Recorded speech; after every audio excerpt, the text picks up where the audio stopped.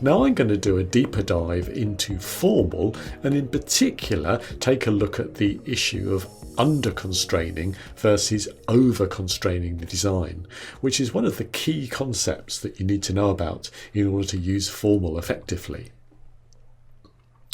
Let's go back into the example we looked at previously, into the Synopsys VC Formal graphical interface, and I remarked earlier how VC Formal can annotate the values of the design onto the source code when a particular assertion fails.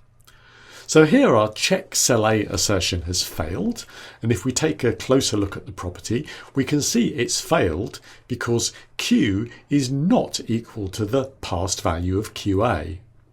We expected Q to have the value 0 in this case because we've got A selected, so cell A you can see is 1, QA has got the value 0, so in the following clock cycle Q should have the value 0, but it doesn't, it has the value 1. So these values here are inconsistent, which is why our assertion fired and our proof failed.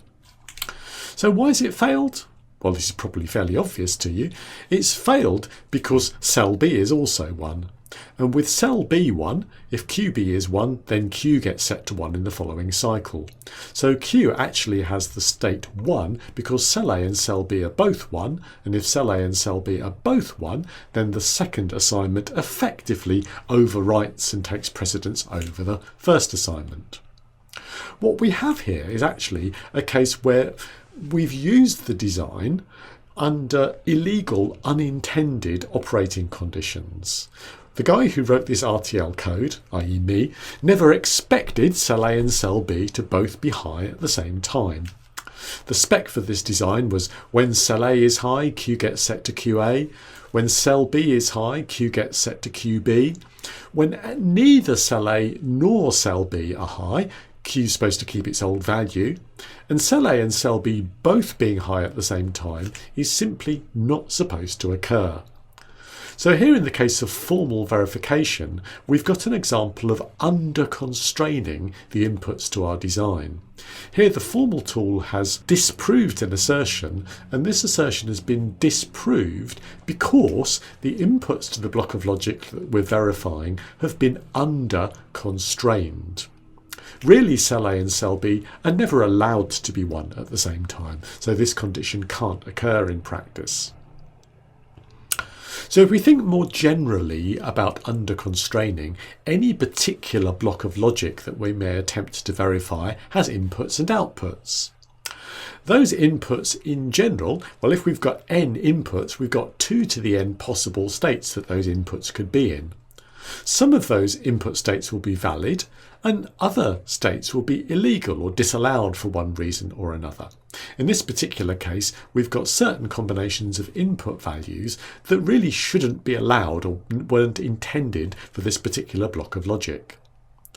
So this is our logic, this is our complete input space, and in general, underconstraining the inputs of the design is likely to give false negatives when it comes to formal verification. Same would be true of simulation as well, of course, only formal tends to be a lot more unforgiving than simulation.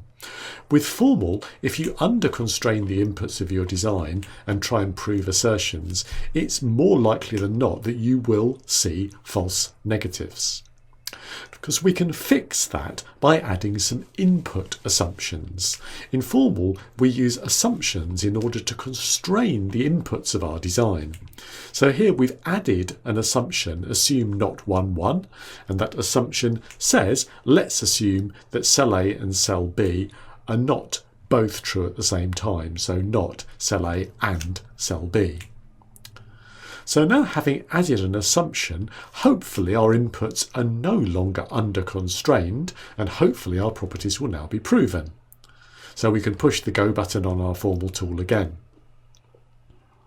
So this is a very, very significant gotcha for formal. Missing or wrong input assumptions will get you every time. They'll get you as a beginner and they'll get you as an experienced formal user. When you start using formal and you start taking your RTL code examples and you put your first chunk of RTL code through your first formal tool, more often than not, you will get caught out by a missing or wrong input assumption. Formal forces you to think a lot more carefully about the precise specification of the design. And of course, that's one of the key benefits of formal. Formal really forces you to think very, very carefully about the assumptions you're making when you exercise the design as you try to prove assertions. Anyway, in this particular case, now we've got our input assumption in place. Both of our properties now pass. So you can now see within the Synopsys VC formal graphical interface, both assertions check cell A and check cell B have passed. We can also see our input constraint, our assumption listed here, and down in the summary report at the bottom, we've got 2 assertions found, 2 assertions proven, 1 constraint found. So, assumptions act very much like assertions when it comes to simulation. In fact, going back a couple of slides, if we write our code like this and simulate it, then the assumption here would behave identically to the assertion from the point of view of simulation. So simulations are going to give errors if assertions fail. Simulations will also report errors if assumptions fail, if the assumption is contradicted during simulation. So simulation can actually be used to some extent to check that we've got our assumptions right. If we actually were to get our assumptions wrong and over-constrain the inputs of our design, then maybe that bad assumption could be found by simulation. So if we make our assumptions too tight, if we make assumptions that actually over-constrain the inputs of our design, simulation may act as a great complement to formal by finding those over-constraint bugs on our assumptions. Let's take a look. So here we've got an example where we've over-constrained the input of our design by writing a bad assumption. So our assumption in this case says, assume cell A is not equal to cell B. So if cell A is not equal to cell B, then we'll make sure that we've ruled out this case that wasn't supposed to occur when cell A and cell B are both 1. Unfortunately, we've also ruled out the cases where cell A and cell B are both 0. So this is a case where we've got too enthusiastic with our assumption, and we've actually over-constrained the inputs of our design. So this assumption wasn't intended. Effectively, this is a bug in our assumption. And because of a bug in our assumption, what's going to happen is we won't get any assertion failures. We may, however, have hidden some bugs in our design. There may be bugs in this design that we don't know about, which are hidden by this assumption, because the assumption has effectively restricted the state space that our formal tool has to explore. Whenever you add an assumption for a formal tool, what you're doing is restricting the state space that you're asking the formal tool to explore. Here, we're asking the formal tool to exclude all cases where cell A is equal to cell B.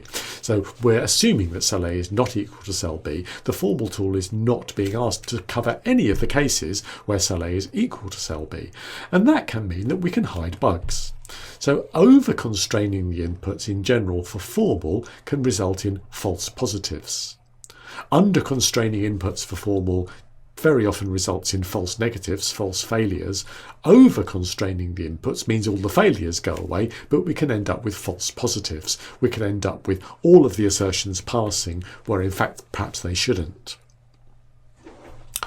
Over-constraining inputs can be addressed or detected in one of 2 ways. One that I've already mentioned is to run simulation. Simulation may very well detect this case, and the assumption may very well fail during simulation.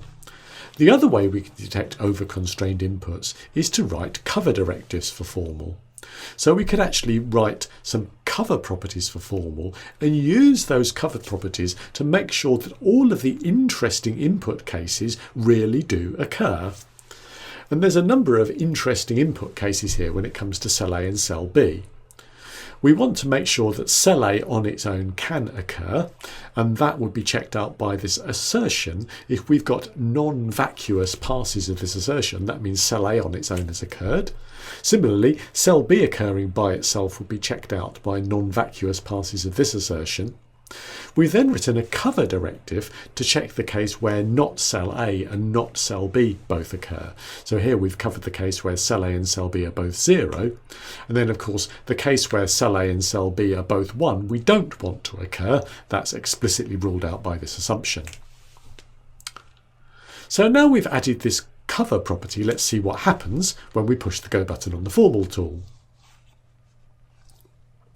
So now, because of this assumption, our cover property is not met. So if we check out the summary results at the bottom here, we've got 2 assertions found and proven. We've got 1 cover directive found but it's uncoverable. And we've got 1 constraint that's been found, our assumption. So what we've done here really now is to debug our assumption. Because our cover directive has failed, because the Formal tool has failed to be able to actually satisfy that cover directive, what we've done is to detect a bug in our assumption. And we can fix that assumption now by relaxing the assumption a little bit. Let's now assume that we don't have cell A and cell B. So we're merely assuming that cell A and cell B are not both high at the same time. So with our revised assumption in place, we've now proved both assertions and also satisfied the cover directive. We now have 2 assertions found and proved, 1 cover directive found and covered. Having actually satisfied our cover directive, we can now have our Formal tool generate what's typically known as a witness trace. We'll get up a witness trace, which is an example of a trace through the state space of our design that actually satisfies the cover property. So flipping back a couple of slides here, our cover property is making sure that we cover the case where cell A and cell B are both 0. So if we look at our witness trace, here indeed is a trace where cell A and cell B are both 0. So things can certainly go wrong during Formal. One way things can go wrong is false negatives due to assertion bugs. So you might simply have written the assertion wrongly, and that would typically cause a counterexample to be generated. And such a counterexample is a good thing. If you get out a counterexample due to an assertion bug, then there's something you can do about it. You can go fix the bug. You can also get counterexamples and false negatives due to underconstrained inputs. That's also necessary information. If you have underconstrained input, maybe you've written the assumptions wrongly, you need to know about it. So again, you'd get a counterexample and you could debug that counterexample. You can also get false positives where assertions don't fire due to overconstrained inputs.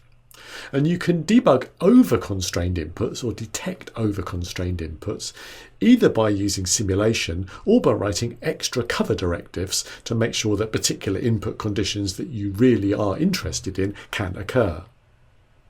Or there is actually a third option I've not shown explicitly on the slide here, and that is to use the over-constraint analysis capability that's built into your Formal verification tool.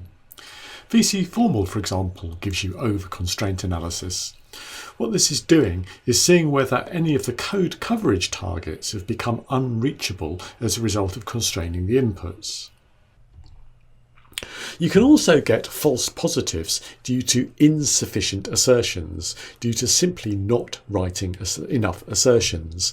And that can be addressed to some extent by taking advantage of assertion coverage. Assertion coverage is a particular app. I'll talk more about that in a future webinar. You can also get false positives, assertions not firing, simply because your assertions are too loose, because the assertions are not strong enough. To give you a trivial example, suppose your design under test is an AND gate, but your assertion says assert A or B. Well, the assertion assert A or B will always pass if the design under test is correct. Unfortunately, the assertion A or B would also pass if your design was an OR gate instead of the AND gate when it's supposed to be an AND gate. That's more of a challenge.